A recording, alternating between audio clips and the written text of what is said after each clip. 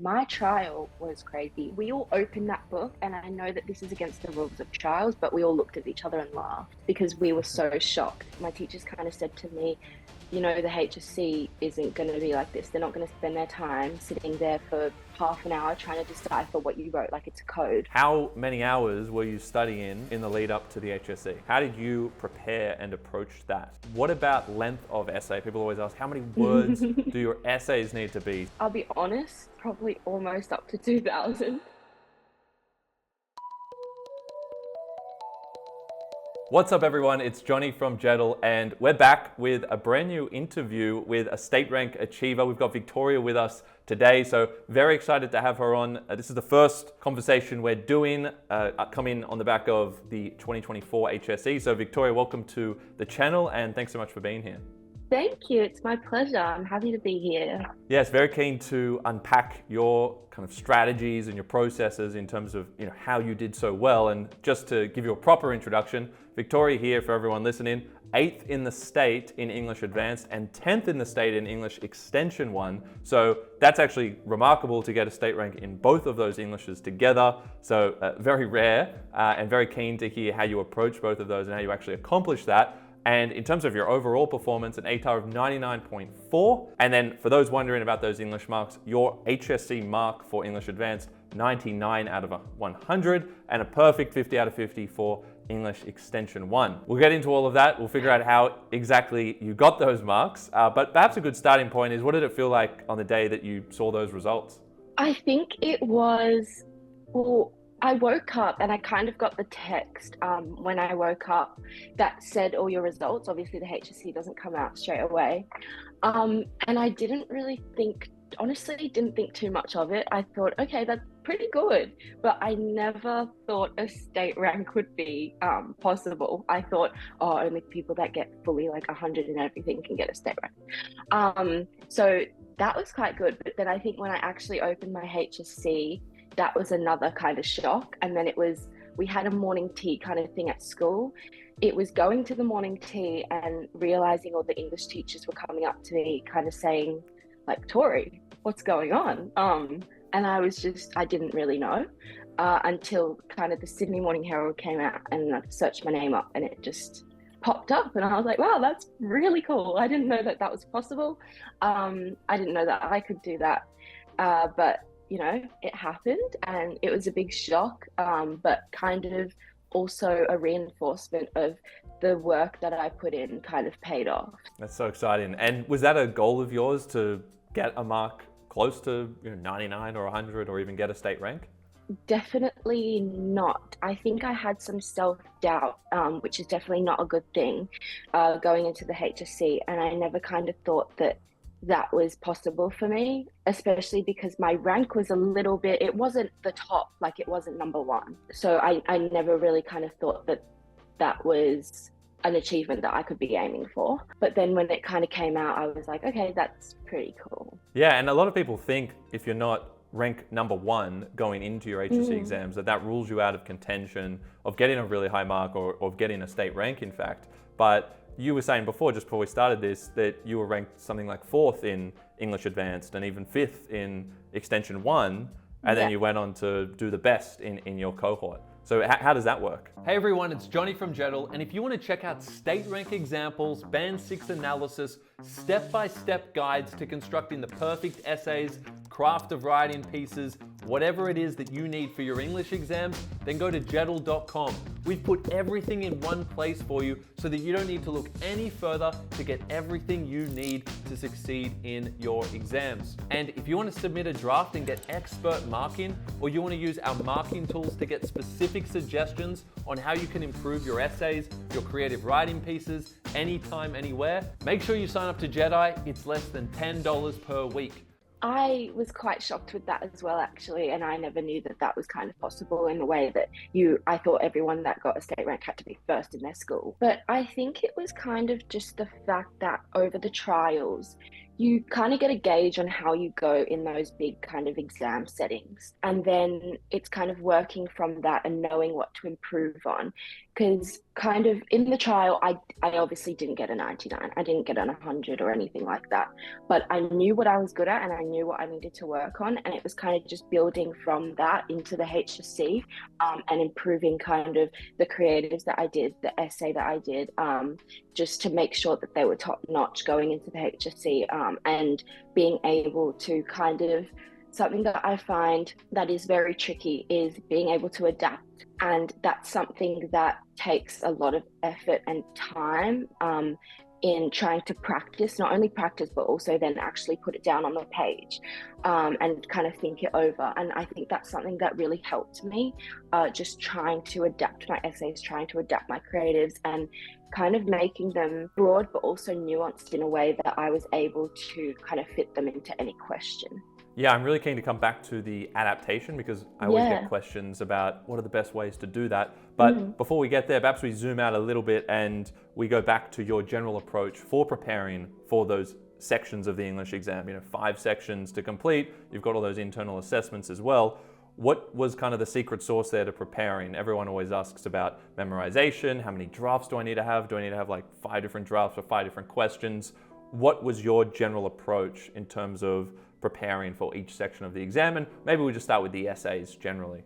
I personally don't really think that there's this kind of secret thing that you can do that makes you excel beyond everyone. I really just think it's the effort that you put in and how hard you work at it.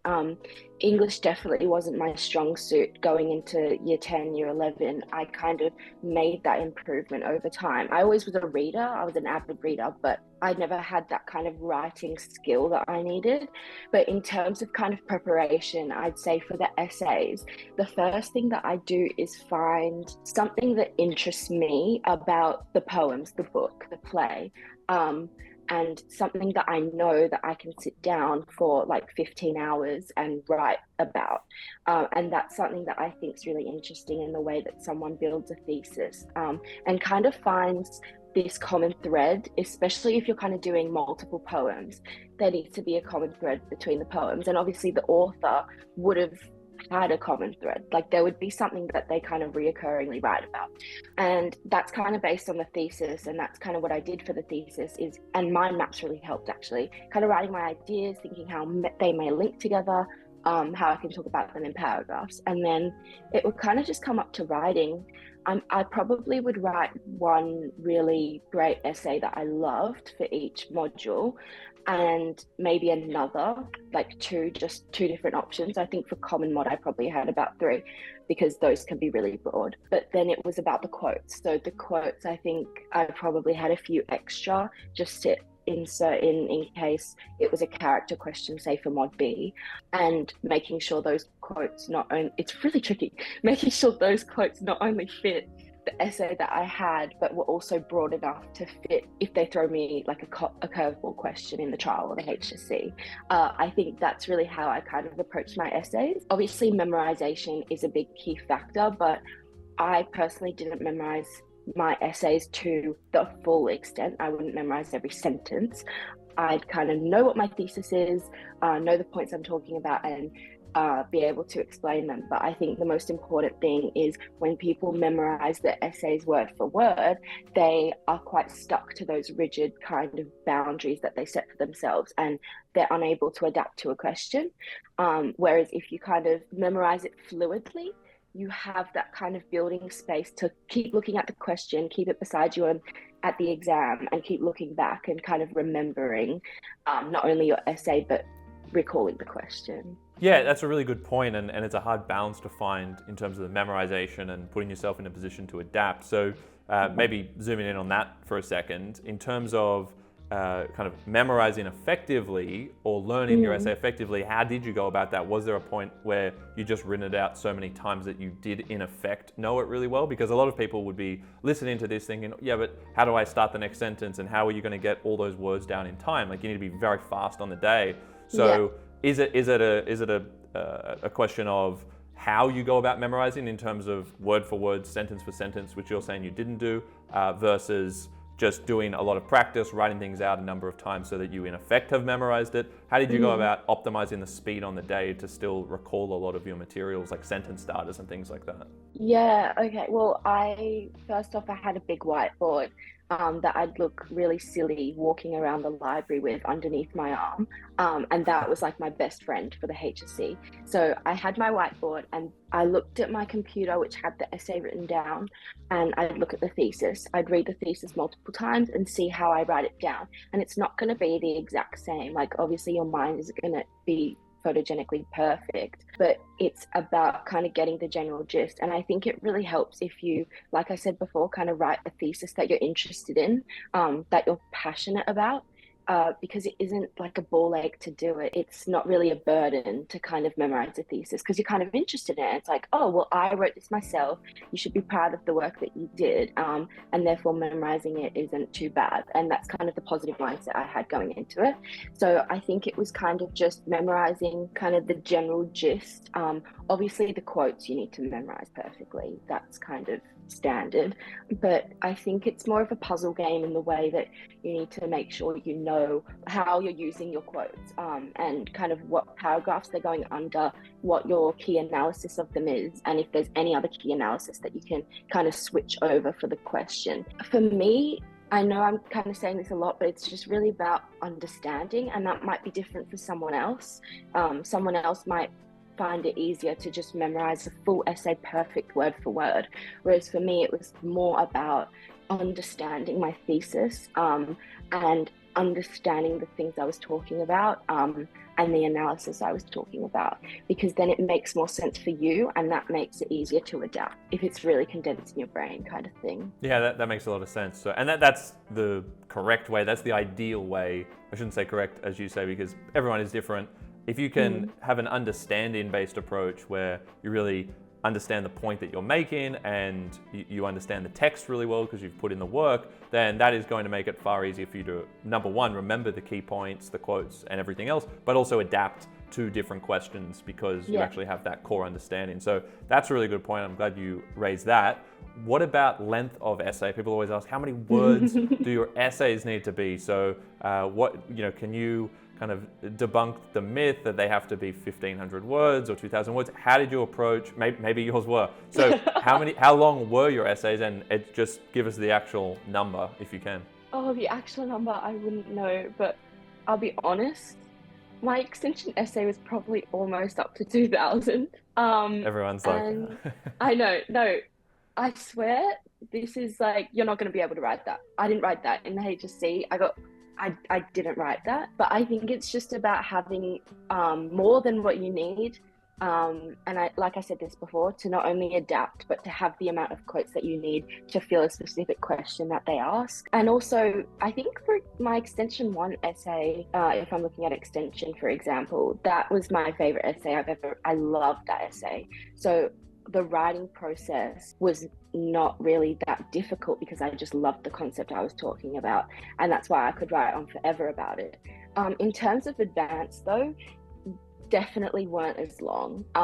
Maybe 1,500, 600, 700, something like that, just because I think I blab a lot. That's maybe why I did well in English, I don't know, but I can talk a lot about a certain concept, and I think maybe making it a bit concise would be even better.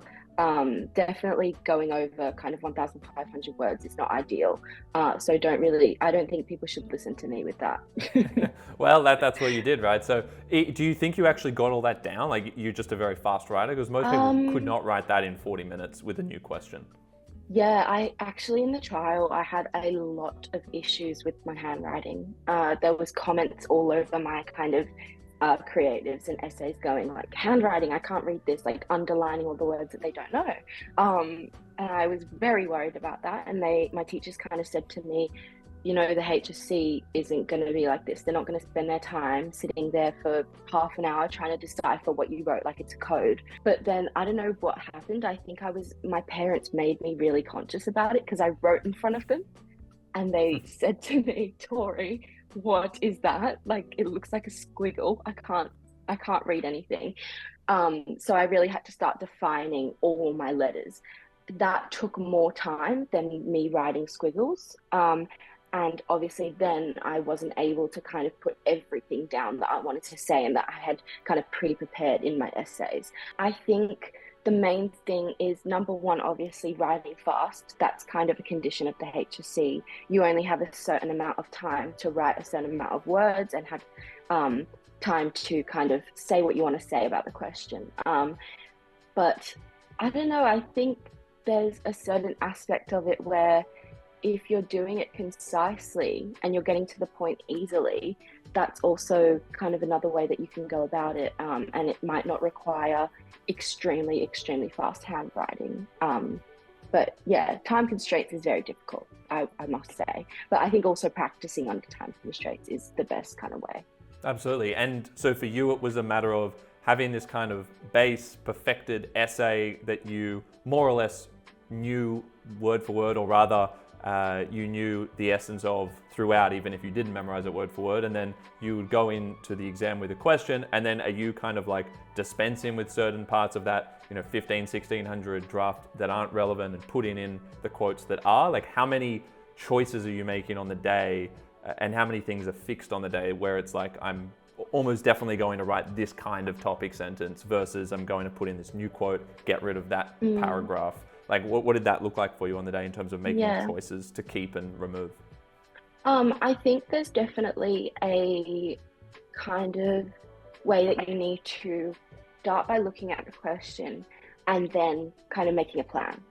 That's the easiest kind of way. And when you're making the plan, you are kind of deciphering exactly what you're going to say, what you're going to omit, and what you're going to keep. For me, in the HSC, I don't actually remember changing many quotes. It might have only been one or two, but overall, I think it was pretty much similar, except my thesis kind of changed, which meant my analysis changed. So I'd kind of write with my thesis. I like to have a really kind of nuanced thesis, because it's not only something that kind of stands out to the marker, but I don't know how this works, but it can also fit a lot of questions in a way. Obviously there has to be changes, but it helps. I think when you go into the HSC and there's all these things that you have to kind of think about, I think it's just about remaining calm, and just letting your mind do the work. And if you can't think of something right away, that's okay. I think it's about kind of telling yourself that everyone is in the same boat as you. It is a tricky situation. It's hard, and that's why they made it to be so hard. They didn't just do it for no reason. And it's kind of a workout for your brain, really, when you're sitting there in the first kind of 10 minutes of reading time. And I think people really need to savor that 10 minutes or 5 minutes, whatever exam it is, just to really think about, okay, this is the question, this is my essay, what am I going to do? And that might be having pre-prepared paragraphs that have, maybe you have an essay with 5 or 6 paragraphs, other than not 3. So I think just picking and choosing, making it pre-prepared for yourself is definitely easier. Like I said, with those kind of paragraph structures, if you have extra, that makes it much easier for you, especially on the day. And I think it's really the effort that you put in beforehand, not really, because the night before you can't really do anything more. You kind of just need to go to sleep. You can't do anything more. I just think that having pre-prepared things is much easier for the brain on the day, and it makes things easier when you're writing and thinking. Yeah, I don't know if I articulated that very well. No, you did. It all makes sense. And just trying to tease out the nuances so people can try and apply this. As we said, with the caveat that not everyone can write as much as everyone else or as you. You've got to just make it work based on the time that you have. So if you have 40 minutes, make sure you practice writing out your essays and ensuring that you have time to adapt on the day as well. But provided you do that, I'm also interested in your structure. So you mentioned kind of 3 body paragraphs. Were you doing 3 bodies for each of your essays? What did it look like in terms of the common mod? I'm assuming you did Dobson. You were talking about poetry, and then you had probably Tempest Hagseed for Module A as an example, and then we're looking at Hair with Amber Eyes for Module B. So for those 3 essay components, what were the structures in terms of the number of body paragraphs for each of those? For common module, I had 2 or 3 pre-prepared essays. So that would be already 3, 6, 9 paragraphs that you have up your sleeve in the exam, if that makes sense. And I obviously didn't memorize all those 3 essays to a T on the same level. I think there was one I liked more, so I memorized it more. But obviously, you still have these kind of things up your sleeve. And then for what's the next one? Rejogging my memory here. Module A, which was that the textual conversation? Yes, look at that. It's Yes. Already, it's all gone. Okay. It's all forgotten about. Yeah, which I think, your school, you're doing Tempest and Ag Seed. Yeah, too many days at the beach makes me forget all this. But anyway, so Tempest Hag Seed, that one's interesting. The structure that I used was kind of problem, solution. However, sometimes I would mix the solutions together. So basically, to make this a little bit more understandable, I'd put out a problem that's posed by the play in the book, and I'd show how they're kind of different within their context. So it might be the kind of same thesis, but how they're changed and how they're manipulated according to kind of a Shakespearean context and then a post-modern context. So I do 1 paragraph for Tempest and then 1 paragraph for Hagseed. And then sometimes I may have a solution paragraph for Tempest and then 1 for Hagseed. But I think in the HSC, what I did is combined them. So it was only 3 paragraphs. And the third one was very long, obviously, because I'm combining 2 different paragraphs, but it might have to be shortened. And then that was when I kind of posed the overall conclusion solution for both of those texts and how they differ, but also how they align. And I think that's a really good structure for Mod A. I think that makes it really interesting for the marker to read, and it might not be something that everyone's doing. So that can kind of be a breath of fresh air for the marker, especially when you're kind of posing it out in a structured kind of way. And then for Module B, we did a text that no other schools I've heard of have heard of it or done it, and it's called Hair with the Amber Eyes. This was a very interesting text, and it took my class especially with my teacher a long time to kind of understand exactly what kind of ideas are being laid out and what we can write about. And also individually, that took a lot of time. So with that one, I think I had 3 body paragraphs. I can't exactly remember what they were about or how they may have been structured, but I remember that there was 3, but they were very long because I remember that text was quite complex. So I had to have a lot of evidence to fill kind of the information that I was trying to bring across to the marker. And yeah, those are the 3 essays. Very nice. No, thank you. So that clarifies it, and I'm sure a lot of people are wondering, what's the best way to structure these? Obviously, there are different ones, but I really like the Module A idea of having a problem that is detailed for each text in bodies 1 and 2, and then you have your body 3 as combining the kind of solution. How do they suggest you solve that problem, whether it was to do with imprisonment or revenge or one of those themes, combining it or splitting it. As you say, you were kind of ready to do both by the sounds of it. If you do struggle with writing, getting right, like kind of the pace of writing, then you probably would go more for the 3 and combine the last 2.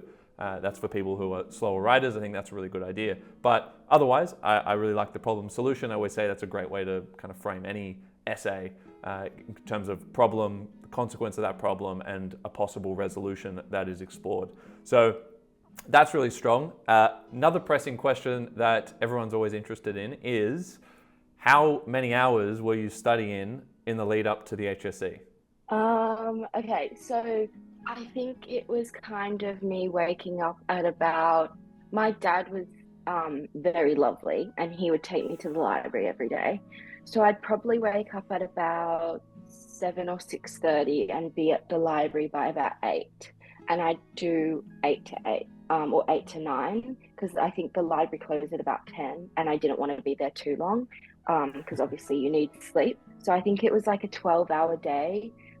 Because in the HSC you're not doing anything other than studying because you don't have school to think about. So it is just that 12-hour. Obviously there is a lunch break. There is seeing people in the library that you know and you want to have a chat to. And that is something that I've seen lots of people be distracted by. So I think something really beneficial to me was just finding a spot by myself in the library and not going with anyone, like not ringing my friend and be like, oh, are you going to be at the library today? I don't want to know because otherwise I'm going to chat to you. So I think, yeah, that was a 12-hour day for the trials and previous assessments. I think it was, well, we had school, but my school has a library that opened in the morning. So I'd go there in the morning at about 7 until school started. And then after school, I'd also stay at the library because I didn't work efficiently at home. So it would probably be about 3:20 till 9 or 8. Wow. So you really optimized the kind of external space. You found you couldn't study at home, because some people are the opposite. I was more or less always at home when I was studying, because I found I would be distracted and I couldn't focus. But you were kind of the opposite in saying, you probably couldn't focus as much if you were at home. So the balance for you was going to a library where, it's a space that revolves around studying and being focused, but also kind of isolating yourself somewhat and making sure you're not getting distracted by friends there. And in terms of those 12 hours, so let's break that down. You've got breaks within that for people who might be freaking out, like, oh my God, I got to do 12 hours. First of all, as you say, it's only for a couple of weeks where it's that level of intensity, because school has stopped and you have 2-3 weeks before your exams start. But within those 12 hours, how are you breaking up your time? Because very often people will just focus on a couple of subjects.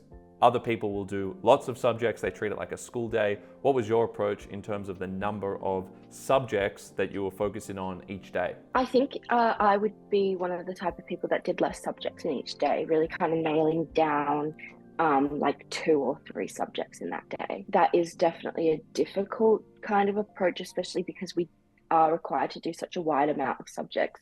But I found it beneficial in the way that you were able to dive really deep in your study that day. But yeah, obviously with the 12 hours, I'd go to the vending machine and get a drink, or I'd go get lunch.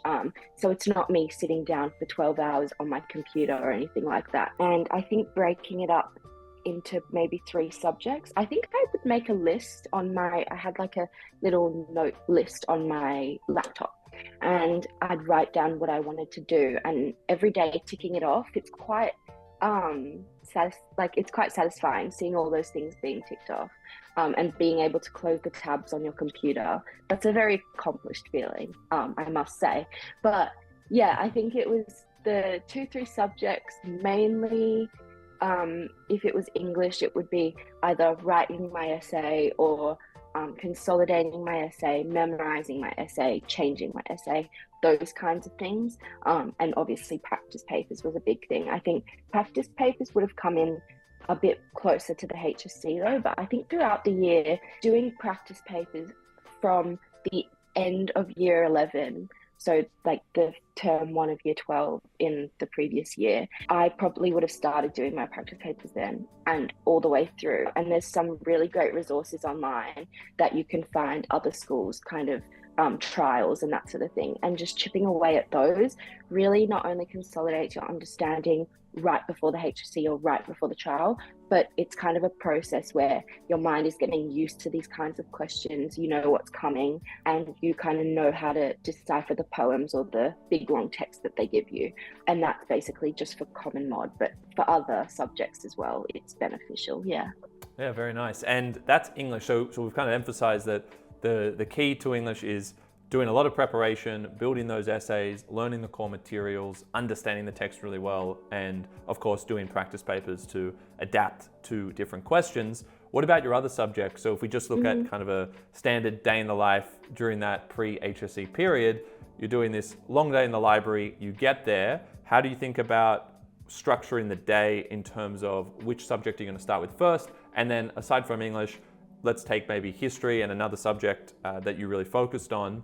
How were you studying for those other subjects? Like, what were the 2 or 3 key tips in terms of the best way to study? Like, if English is about building those essays, consolidating the essays and the Module C drafts, what is the equivalent for a couple of the other subjects? Yeah, so I think when you go to the library, thinking about what you're going to do the next day, also I think it's about looking at what you did the previous day and whether you were happy with the work that you did. Obviously, it doesn't hurt to do another hour the next day of the previous subject that you did the day before. I just really think it's about whether you understand what you did and consolidated it well. Kind of like quality over quantity kind of thing. With history, the work that I did for history, I think was very different to English. Actually, not very different, but in terms of essays and that kind of thing. For a history extension, I maybe had about 2 pre-prepared essays for the 2 different questions. And that was really all I did. I kind of understood each of the historians quite well, just so that what I wrote in my essay might have been one small part of a historian's whole lifetime. And then when you kind of go into the HSC, you know a lot about that historian that you can change or switch up according to the question. And then I think I also made mind maps of every historian, putting them kind of on my wall, just on like an A3 sheet of paper, just mind mapping everything I know, so that I can look at it and reinforce that kind of understanding. And then for modern history for me was very practice paper based. I think for modern, I had less of a kind of understanding of my essays and more of kind of on the spot thinking, if you know what I mean. So I did lots and lots of practice papers, especially for the consolidation of power unit, because that one is not only looking at how you understand the topic and memorize the topic, but it's also how you incorporate the use of source analysis. And that kind of links to English. So that's kind of where you can know how you did that in English, and then you look at modern and you see how you can transfer that information and that knowledge that you gained and how you kind of decipher text into modern sources or images, propaganda. So that's really interesting. And for modern, I think I did have essay plans for every topic. So we did the Cold War, and all those other ones. So I had I would do essay plans for every dot point of the syllabus. But there was no way that I memorized all of them. I think it was more kind of just me sitting in bed after the library and looking at my laptop and kind of just reading them. Because obviously, like I said, for English as well, for me, it was more about understanding rather than memorizing. So that was really what helped me with modern history, because memorizing an essay is only going to get you so far, especially with the fact that modern history is hard in the way that essays, they can give you a question that spans a specific time period, and the essay that you've pre-prepared might be a time period that is completely different, or might be the whole period. So I think understanding in history is the biggest thing for me, and especially history extension as well. That's like kind of what I said about understanding the historians. SOR was actually one of my favorites. I loved studying for SOR. I think there was a lot of memorizing quotes. That's one of the biggest things. And I also had pre-prepared answers for every single syllabus dot point, but I didn't memorize them. It was kind of just more me practicing and then reading over to make sure I knew, and kind of consolidated it in my head. And then for SOR, I also had pre-prepared essays that I actually did memorize. So I think I probably had about 3 or 4 for each topic that they did essays on. So religion and peace, and can't even remember now, Christianity. Yeah, so that is difficult, but I'd say it's a little bit easier in the way that it's pure fact, and whereas English is more kind of, I don't know, you just have to come up with a thesis, and it's a bit more difficult. So SOR was kind of where I took my breaks, I think, in the day. I'd do the hard subject and then I'd sit down and go, okay, SOR time. Yeah, nice. No, that makes sense. Less subjectivity, whereas English has that breadth of interpretation, large scope there, and as you say, you got to really have a solid thesis that you understand. So there are a lot of different and more complex components with English for sure. One of the things with English Extension 1 that people are often asking about is, how do you prepare for Section 1, right? Section 1 of Extension 1 is one of the more ambiguous ones, right? Yeah. Because here we're not talking about the essay component. It sounds like you really enjoyed preparing that essay, and we can touch on that briefly in a second. But what about Section 1, where you don't know what's coming in terms of an imaginative task, an analytical kind of response to these really large, you can call them sources or extracts, but you typically do get these really long extract questions, and then you have to respond with either an imaginative, an analytical, or both. So how did you prepare and approach that? Yeah, I think one of the main things I remember about section one was my trial, and my trial was crazy. They asked for a discursive, and we all opened that book, and I know that this is against the rules of trials, but we all looked at each other and laughed because we were so shocked. And I think that experience made it easier for me going into the HSC because I was like, okay, I've done a discursive in an extension one exam. We never knew that that was possible. And I've basically done the big hurdle now, so this should be a bit easier. Even the HSC honestly was a bit weird because they asked for a reflection on the story. Luckily, my module C was the same as my extension story, however, a little bit different. So what I do was I think I had one story that I made at the very start of the year that when I kind of read it later on in the year, I was like, that's not very good. So then I made a new one and I really like this one and I think it's still cool now. So hopefully me in the future doesn't say it's bad. And then that one I had turned into a discursive. So I just kind of changed the tense. I actually made it second person, and that was my discursive version. And it was kind of altered a bit, but same kind of concepts, same kind of storyline, and same discourses behind them. And then I had another discursive just in case and another creative. So I think there was about 3 creatives. And then with every single one of those, I'd write like a dot pointed reflection. So nothing too amazing, not like a full essay, just key dot points that I can memorize and know just in case that they ask for like a reflection. I'd have more just in case the amount of marks was say 12 or 8 or less. I think it was 5 in the extension 1 exam. So that kind of made me prepared to write a reflection. But I know I keep saying this, but it's also just understanding your story and understanding your discursive, because something that I think is very common is that people write a really cool story, and it's got an amazing ending, there's amazing plot, there's amazing characters, they're deep characters, but there's no kind of discourse behind it. And I think that that's so important, especially for the first part of extension 1.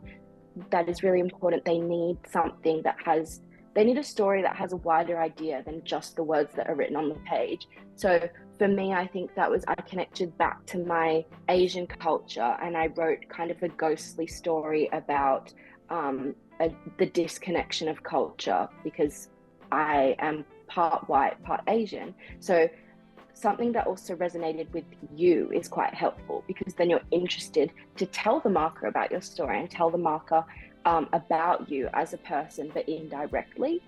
So that's what I kind of did. And I think making the discourse behind your story very nuanced is also a good thing.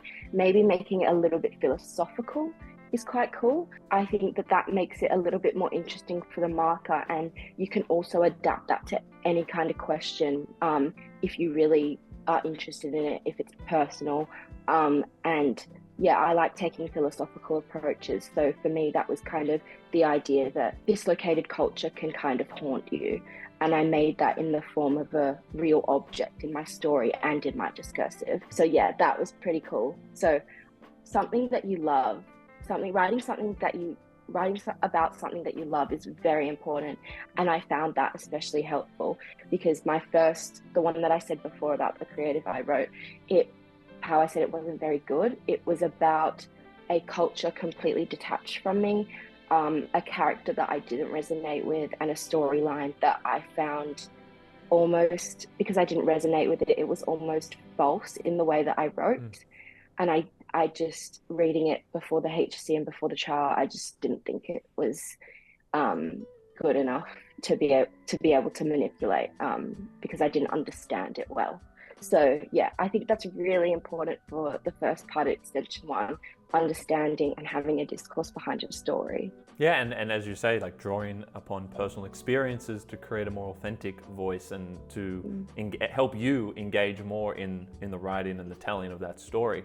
But implicit in what you're saying, or rather explicit, is you did have prepared drafts as well for section 1 of extension. Yes. Because a lot of people think, oh, it's section 1, it's like a comprehension task where I get these extracts. I can't have any pre-prepared material. But you're saying you in fact did alongside module C, and they kind of complemented each other by the sounds of it, at least to the extent that we're talking about that particular draft.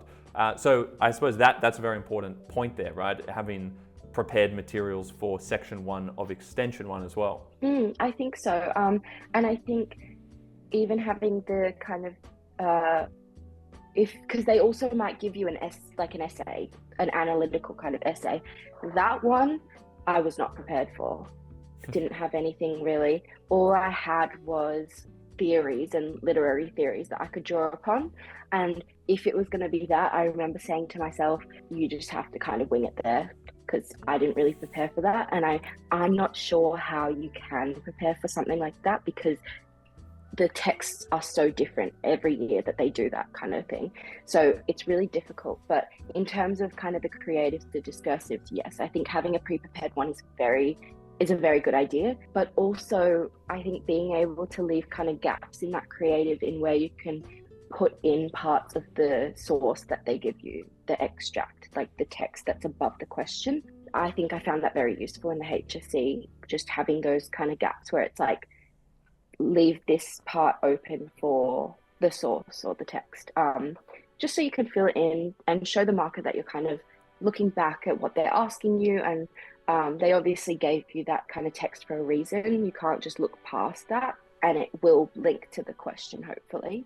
So yeah, I think that's kind of what I did. And I actually really enjoyed that. I didn't enjoy that first part at the start of the year, but yeah, I think writing something that you really like and growing to love it makes it a bit easier, and doesn't make it hard to kind of memorize it and understand it and know your reflection. It's quite interesting.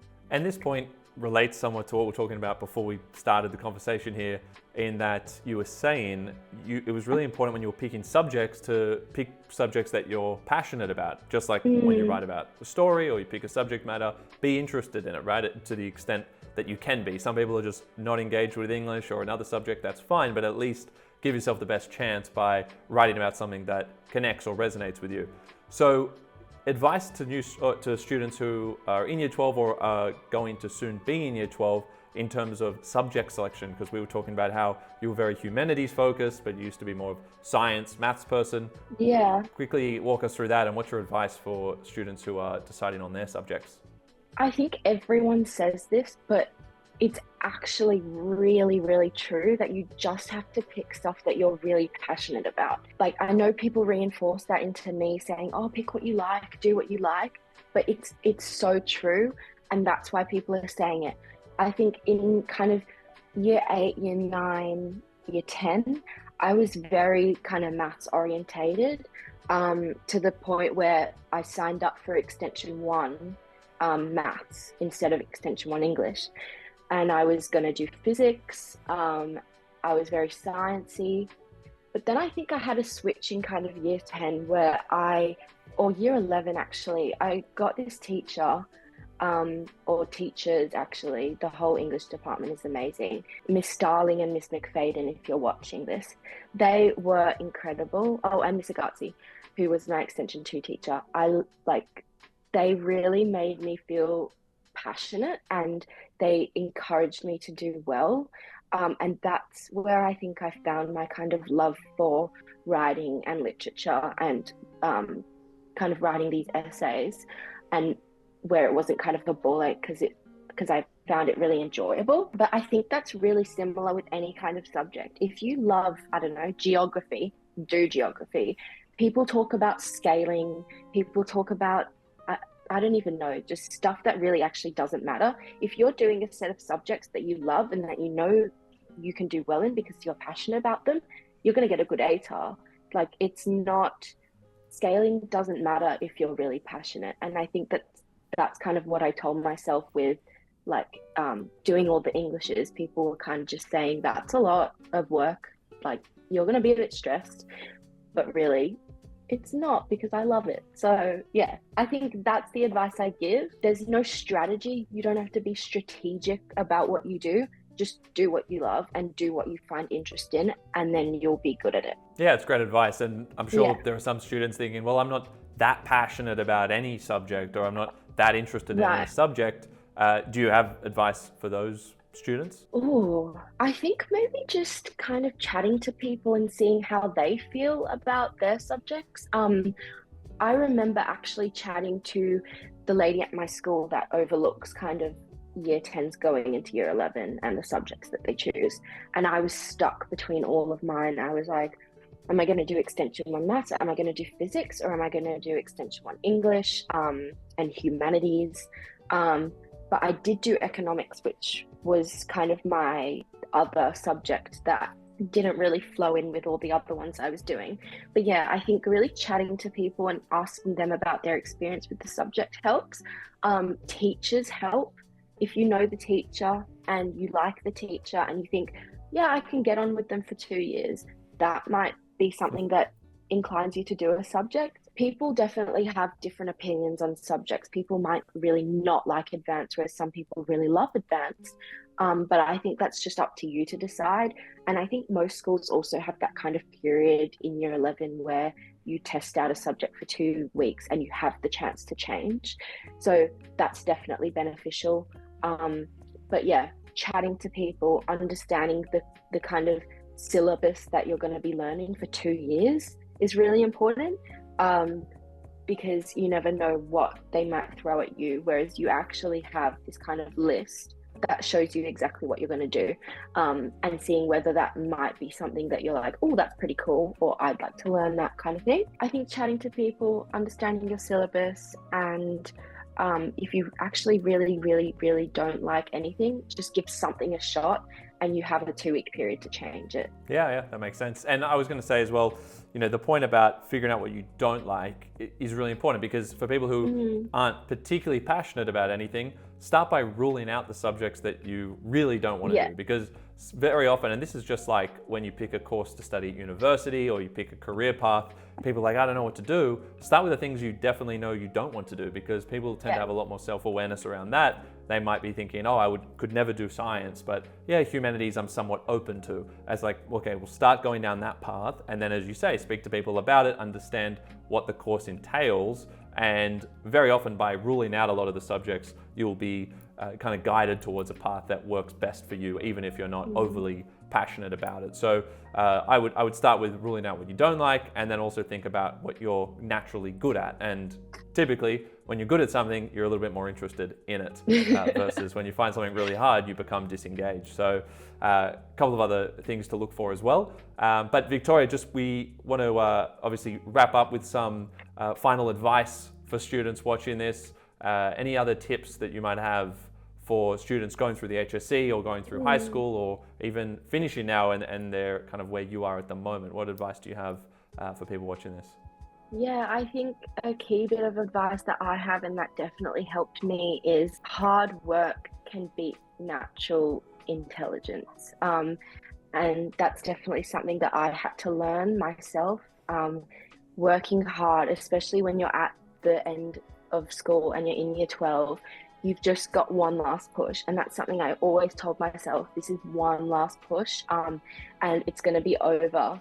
And it is over now, and I survived. So yeah, just remembering that it's just one last push, put all your effort into it, and no matter the result, you know that you did your best. And that kind of mindset is great with exams as well. If you don't feel 100% in how you performed, if you know that the preparation you did was 110% and you tried your very, very best, it doesn't matter what you get. You did all that you can do, and that's what people are looking for. So yeah, I think that hard work in year 12 is the best thing possible. It makes you feel proud of yourself, no matter the ATAR on the day. Love that. Great advice. And for those who are curious, what are you going to do now? You got such a great ATAR. Are you taking a year off? Are you going to uni?